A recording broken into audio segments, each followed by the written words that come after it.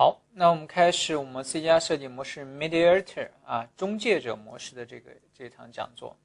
中介者模式也是我们的一个接口的隔离模式啊。那我们来看一下这个模式解决的问题啊。在软件构建过程中啊，我们经常会出现多个对象互相关联交互的情况。对象之间呢，常常会维持一种比较复杂的引用关系啊。如果遇到一些需求的变更的话，这种直接的引用关系将面临不断的变化。我们举一个例子啊，比如说大家可能经常需要考虑的一种情况是界面，比如说你界面上有非常多的一些控件，这个时候呢，通常大家希望更改界面的这些控件的这个状态的时候呢，你对应背后可能有你的数据的 data model， 对吧？你改界面的这个时候呢，你的 data model 希望也跟着更改啊。那么反过来呢，有的时候你希望你更改这个 data model 的时候呢，你希望你的界面呢也跟着更改，对不对？那这种两种情况呢，有时候就会导致出现一种所谓双向的依赖关系或者直接的依赖关系比如说你一些界面的这个元素里边可能就要直接去引用你的一些 data model 数据对象。反过来，如果你的数据对象的更改呢，你也想直接的去引用这个界面的元素这是可能会出现的一种情况。那我们说这种情况当然不合适，对吧？如果你想一下这样的引用关系，它的这个需求任何的时候变化，比如你换一些界面元素的话，这个成本非常之高那这个时候呢，我们的中介者模式给我们提供一种思路它来管理对象间的这个关联关系，避免相互交互的对象之间的简耦合从而来抵御我们这样的一个变化的情况。我们来看一下这个模式的定义首先呢，我们讲的是用一个中介对象来封装这个封装呢，其实我这儿勾了一个关键词，其实是封装变化的意思，封装一系列对象的交互中介者使得各个对象不需要显示的引用注意显示的引用。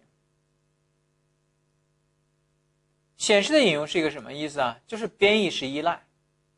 对吧？当你产生了编译式依赖的时候呢，这个就不利于未来的变化那我们希望把它转成什么？运行式依赖。就是依赖总是要依赖的，对吧？因为你最后要比如说 A 对象这个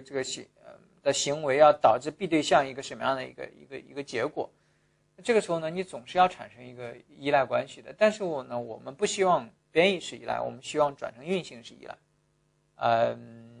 这是我们很多设计模式里面的一个技巧，对吧？比如说我们最经典的依赖倒置原则 ，A 本来是依赖 B 的，对吧？我们给它转化之后是 A 依赖 IB，B 依赖 IB， 但是难道 A 跟 B 从此没关系了吗？也不是的。如果你仔细想想的话，你会发现运行时 A 和这个 B 还产生了一个依赖关系，只不过这个关系被我们从编译时转到了运行时从而使其松散耦合。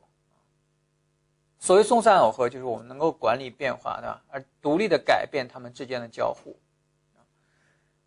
我们来看一下 GIF 的这个定义其实这个定义相当粗糙或者是很容易把人带到沟里在现实中比如说大家看这个图的话，其实你如果没有配套的其他理解的，很难看懂这幅图的这个解决问题的核心要义在哪里比如说这个 mediator 它是定义了一个中介者那这个中介者呢，我们说这个 college， 大家注意这里边如果我们稍微画一画这个关系图的话像这个 mediator 和 college， 注意 college 内部有一个指针指向了mediator， 对吧？然后呢，这个 concrete mediator 注意它里边又有指针，注意再看这个指针，我把它圈起来这个指针，这个指针，还有这个指针啊。Concrete mediator 里边又有指针指向了具体的一个一个的 college 啊。所以这里边的最核心的关系是什么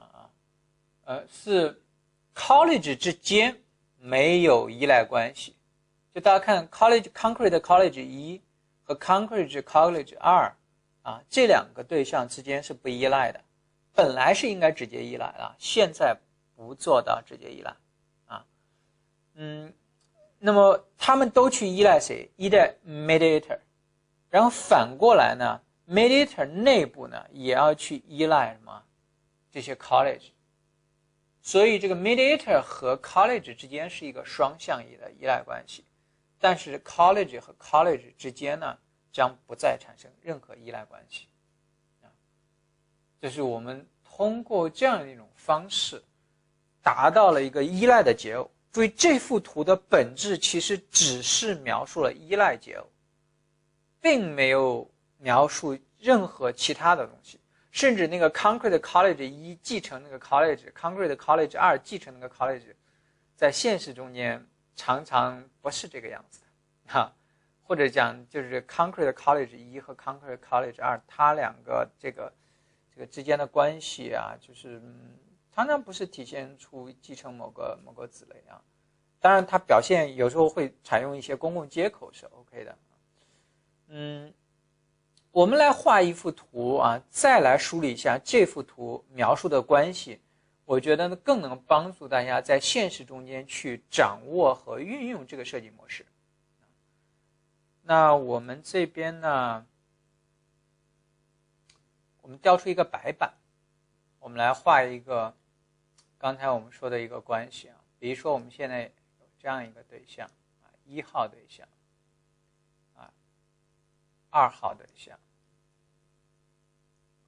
然后再来一个，比如说3号对象，然后再来一个4号对象，然后再来一个5号对象。好，我们说如果你不加约束的话，那么你要想实现它们之间的一个访问关系，你很有可能，比如说你1需要访问3啊，2需要访问3啊，然后呢比如说2需要访问4，然后呢5呢需要访问2，然后5呢需要访问1啊。比如说你的依赖关系呈现这样一种关系啊，我们说这个呢不太好，对吧？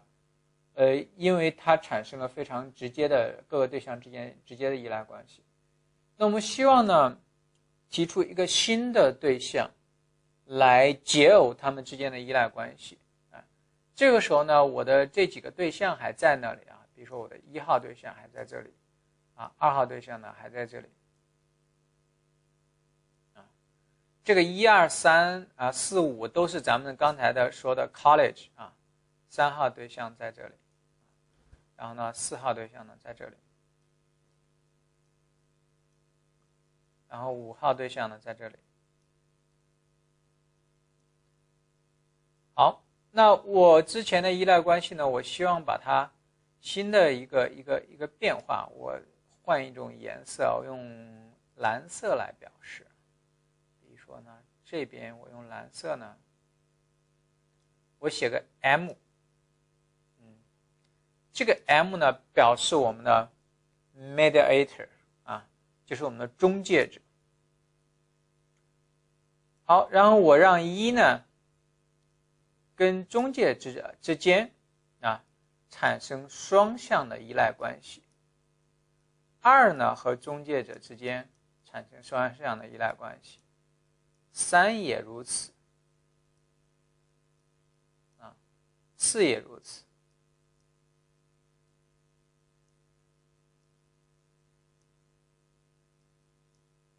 5也如此啊。好，当我定一下这个之后呢，以后当我需要比如说一给一去发消息调用3这个对象的时候呢，我不要直接的一去调用3，而是说一先通知 M，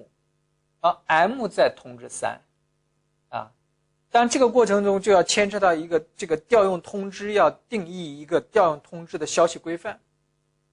对吧？就你发给 M 怎么才能知道这个消息规范是要去找3呢？啊，所以那你必须要做这样的一个消息通知的一个规范啊。这个实际上是上边咱们这个 Mediator 设计模式啊，就是 GOF 定义这个图里面所没有定义，你怎么实现？这个相当灵活了啊。举例来说，在很多这个系统里边有这个所谓我们叫数据绑定的模块啊，就是我们刚才描述的一种情况，就界面元素和数据模型之间不希望产生直接依赖，所以常常提出一个数据绑定类型，就是我们这里面讲的这个 M 啊，数据绑定类型呢，它会同时依赖两边，对吧？同时依赖界面元素和同时依赖数据模型。当然有的这个数据绑定模块会加一些什么，加一些咱们叫做这个观察者模式的一些元素在里边，这样就实现了你数据模型只要一变更，那我都不用去做任何的主动的操作，那么这个绑定的对象就知道就得到一个触发消息，这个触发消息直接就去找那个界面元素去更改那个界面元素。那么比如说常见的数据绑定元素这个对象里边就会定义一套这个对象绑定的一些协议，这个协议其实最后就会转化成它对象互相通知的协议，就是你的对象的比如说对象的这个 ID， 还有呢对象的什么这个具体的属性然后属性值，然后你的这个控件，比如说你控件的这个属性，以及控件的属性值，还是有哪个控件这些需要传递的相关参数作为一种协议通知协议都要定义清楚。这是咱们 Mediator 设计模式GOF 定义这个设计模式不会去触及这些细节的，但这些细节在你实现这样一个模式里边又是设计的非常非常繁琐的地方。但是千差万别这里边有千差万别的实现方式，但是宗旨是什么？就是大家看左边这幅图能不能转化成右边这幅图也就是说能不能把以前你直接依赖关系变成一种间接依赖关系大家看1和3之间没有直接依赖关系，1和3都是和 M 产生关系这个模式也是一个相对来讲我们像 Facet 一样，对吧？它跟 Facet 其实异曲同工，大家体会一下，对吧？异曲同工都是隔离，都是通过一个新的东西提出隔离但是呢 Facet 解决的是什么？系统外与系统内的之间的这个隔离，而中介者呢解决的是什么？系统内各个对象之间的隔离但是我们也强调就是中介者设计模式的应用一定是出现了大量的我们来看一下就是大量的这个系统内复杂，我们这里有一句话叫做经常会出现什么多个对象互相关联交互的情况然后呈现一种复杂的引用关系这个时候你才去提出中介者。如果就那么一两个，对吧？它的整个这个引用关系又不那么复杂，那你实际上是没有必要去提出中介者的甚至咱们可以说中介者设计模式呢是咱们之前依赖倒置原则在多个对象场景中的一种扩展形式，对吧？依赖倒置原则讲的是什么？本来是 A 依赖 B 的，现在不要了，现在 A 依赖 IB， 然后 B 依赖 IB 那么中介者模式呢实际上是把这个 A 就是不只是在处理 A、B 之间关系而是 A、B、C、D、E、F、G 是吧？很多对象之间的依赖关系。但是呢这个有一个前提，就是说你必须出现密集的大量的这种复杂的交互。但这些都是定性而非定量。什么叫复杂？什么叫大量？对吧？这个量多少才能量啊？这个是需要大家自己再根据自己的设计的 scenario 来去判断，就你的变化的幅度是不是足够的多。好，那我们来对中介者设计模式做一个总结啊，将多个对象间复杂的关联关系解耦啊 ，mediator 模式呢将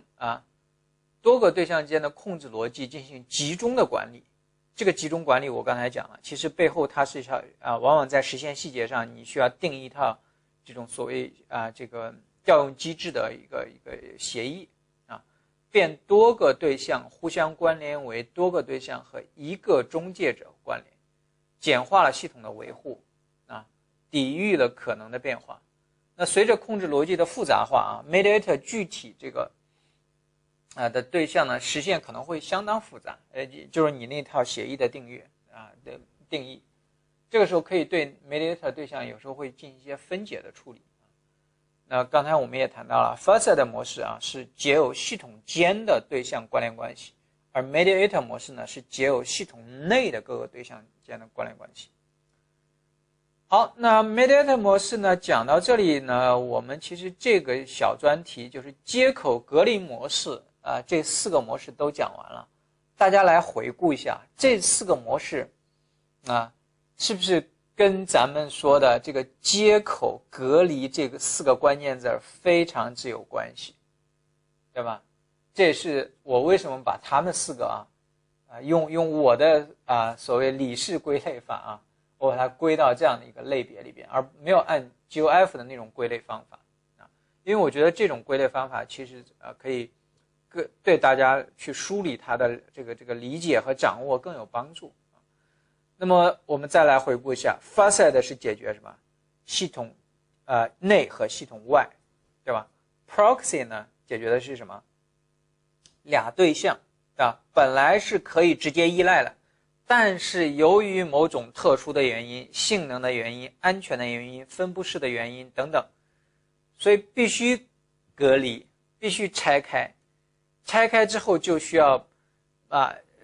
本来 A 访问 B 的，对吧？现在不要了，现在建立 B 的一个 proxy， 一个代理 A 去访问 B 的 proxy， 然后 B 的 proxy 在内部再实现对 B 的那些分布式、高性能、安全等等的一些细腻度的控制，然后呢完成对 B 的一个使用或者调用。Adapter 呢是老接口和新接口的一个不 match 的情况，对吧？你需要把它 match 进去。那么这个时候呢，你需要对老接口呢进行转换那建立一个 adapter 类，让它去继承你的新接口 iTarget， 然后让它去组合老接口，然后你再去那个实现里边呢再去完成这个老接口的和新接口之间的转换逻辑。那 mediator 呢刚刚讲过，对吧？这个就不再赘述了那这4个模式呢，它就是对接口在整个这个演化过程中，在不同方向、不同角度的隔离的一种需求那如果你把这4个模式多画一画的图，多想一想，你会发现，哇，异曲同工它都是在玩转这个接口隔离这样的一个核心的思想。好，那我们 mediator 设计模式呢，今天就谈到这里。